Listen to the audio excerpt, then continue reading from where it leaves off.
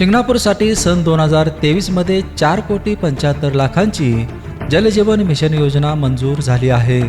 सध्या या योजनेचे काम सुरू असून ठेकेदाराला 2028 पर्यंत काम पूर्ण करण्याची मुदत देण्यात आली आहे।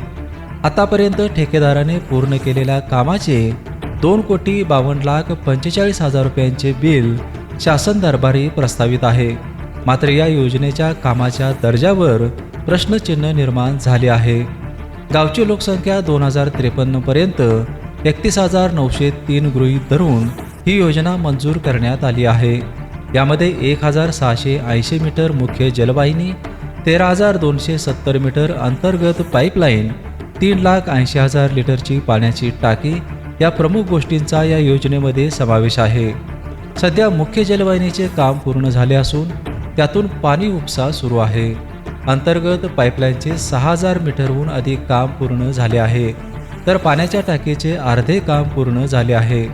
आतापर्यंत झालेल्या कामाचे 2,52,45,000 रुपयांचे बिल मंजुरीसाठी सादर करण्यात आले आहे। यापैकी ठेकेदाराला 45 लाख रुपये मिळाले असून उर्वरित 2,52,00,000 रुपये लवकरच मिळण्याच्या मार्गावर आहेत। पाणी टंचाईचा विचार करता ही योजना गावासाठी अत्यंत महत्त्वाची आहे, कारण पुढील 27 वर्षे या योजनेचे पाणी गावकरी पिणार आहेत। या योजनेच्या कामाबद्दल सुरुवातीपासूनच संभ्रमावस्था निर्माण झाली आहे। योजनेचे काम प्लॅननुसार सुरू आहे का? योजना पूर्ण झाल्यानंतर गावाला दररोज पाणी मिळणार का? याबाबत साशंकता निर्माण झाली आहे। त्यामुळे प्रशासनाने आतापर्यंत झालेल्या कामाची योग्य माहिती ग्रामस्थांना देणे आवश्यक आहे।